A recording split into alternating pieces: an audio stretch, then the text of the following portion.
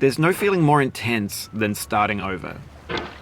If you deleted your homework the day before it was due, as I have, or if you left your wallet at home and you have to go back after spending an hour in the commute. If you won some money at the casino and then put all your winnings on red but it came up black. If you got your best shirt dry cleaned before a wedding and then immediately dropped food on it. If you won an argument with a friend and then later discovered that they just returned to their original view. Starting over is harder than starting up. If you're not ready for that, like if you've already had a bad day, then what you're about to go through might be too much. Feel free to go away and come back. I'll be here. Alright, thanks for coming with me on this trip. I'll understand if you have to take a break at any point. Just find a safe place to stop and quit the game. And don't worry, I'll save your progress, always, even your mistakes. This game is a homage to a free game that came out in 2002, titled Sexy Hiking. The author of that game was Jazzuo, a mysterious Czech designer who was known at the time as the father of B games. And B games are rough assemblages of found objects. Designers slap them together very quickly and freely, and they're often too rough and unfriendly to gain much of a following. They're built more for the joy of building them than as polished products. In a certain way, Sexy Hiking is the perfect embodiment of a B game. It's built almost entirely out of found and recycled parts, and it's one of the most unusual and unfriendly games of its time. In it, your task is simply to drag yourself up a mountain with a hammer. And that act of climbing, in the digital world or in real life, has certain essential properties that give the game its flavor. No amount of forward progress is guaranteed. Some cliffs are too sheer or too slippery. And the player is constantly, unremittingly in danger of falling and losing everything. Anyway, when you start Sexy Hiking, you're standing next to this dead tree that blocks the way to the entire rest of the game. It might take you an hour to get over that tree, and a lot of people never got past it. You prod and you poke at it, exploring the limits of your reach and your strength, trying to find a way up and over. And there's a sense of truth in that lack of compromise. Most obstacles in video game worlds are fake. You can be completely confident in your ability to get through them once you have the correct method or the correct equipment or just by spending enough time. In that sense, every pixelated obstacle in Sexy Hiking is real. The obstacles in Sexy Hiking are unyielding, and that makes the game uniquely frustrating. But I'm not sure Jazzuo intended to make a frustrating game. The frustration is just essential to the act of climbing, and it's authentic to the process of building a game about climbing. A funny thing happened to me as I was building this mountain. I'd have an idea for a new obstacle, and I'd build it, test it, and it would usually turn out to be unreasonably hard. But I couldn't bring myself to make it easier. It already felt like my inability to get past the new obstacle was my fault, as a player rather than as a builder. Imaginary mountains build themselves from our efforts to climb them, and it's our repeated attempts to reach the summit that turns those mountains into something real. When you're building a video game world, you're building with ideas, and that can be like working with quickset cement. You mold your ideas into a certain shape that can be played with, and in the process of playing with them, they begin to harden and set until they're immutable, like rock. And at that point, you can't change the world. Not without breaking it into pieces and starting fresh with new ideas. For years now, people have been predicting that games would soon be made out of prefabricated objects, bought in a store and assembled into a world. And for the most part, that hasn't happened, because the objects in the stores are trash. I don't mean they look bad or that they're badly made, although a lot of them are. I mean they're trash in the way that food becomes trash as soon as you put it in the sink. Things are made to be consumed and used in a certain context, and once the moment is gone, they transform into garbage. In the context of technology, those moments pass by in seconds. Over time, we've poured more and more refuse into this vast digital landfill that we call the internet.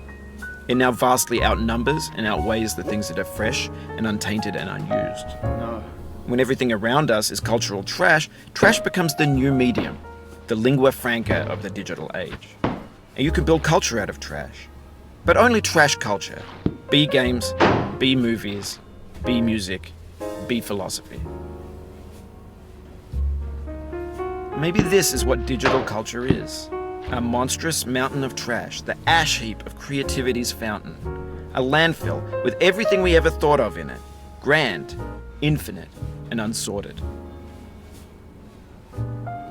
There's 3D models of breakfast, Gen X's fanfic novels, Scan magazines, green screen Shia LaBeouf, banned snuff scenes on LiveLeak. Facebook's got lifelike bots with unbranded adverts and candid shots of Kanye and Taylor Swift mashups, car crash epic failed GIFs, Russian dashcam vids, discussions of McRibs, discarded, forgotten, unrecycled, muddled, rotten, untitled. Everything's fresh for about 6 seconds, until some newer thing beckons, and we hit refresh. And there's years of persevering, disappearing into the pile, out of style, out of sight. In this context, it's tempting to make friendly content that's gentle, that lets you churn through it but not earn it. Why make something demanding if it just gets piled up in the landfill, filed in with the bland things? When games were new, they wanted a lot from you. Daunting you, taunting you, resetting and delaying you.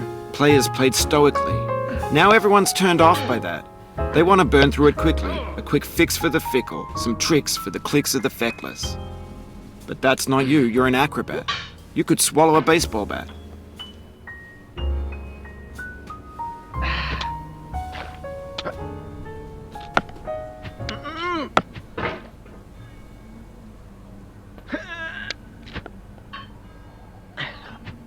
Now I know, most likely you're watching this on YouTube or Twitch, while some dude with 10 million views does it for you, like a baby bird being fed chewed up food.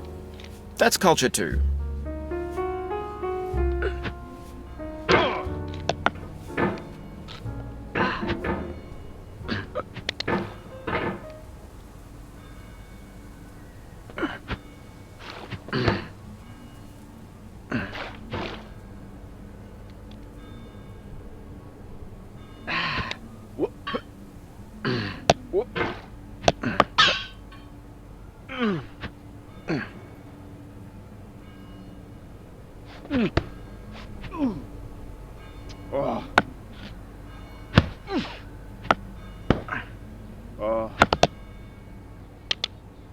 Oh, you just lost a lot of progress. That's a deep frustration, a real punch in the gut.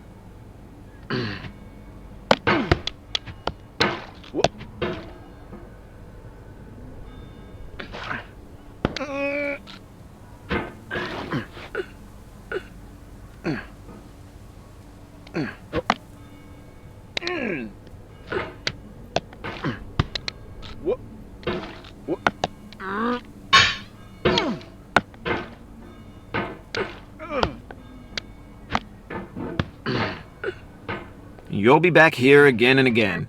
Avenge and repent until you've ascended. Or until you're contented.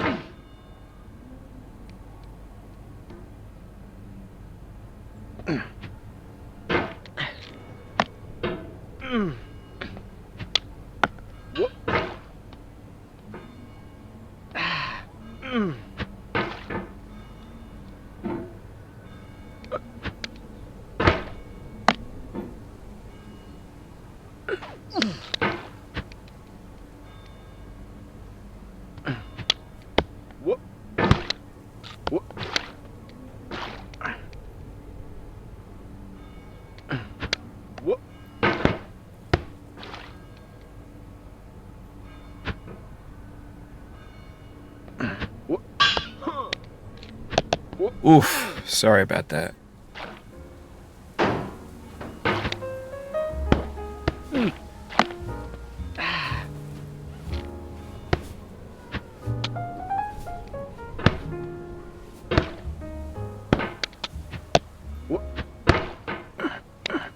Oh, it happened again.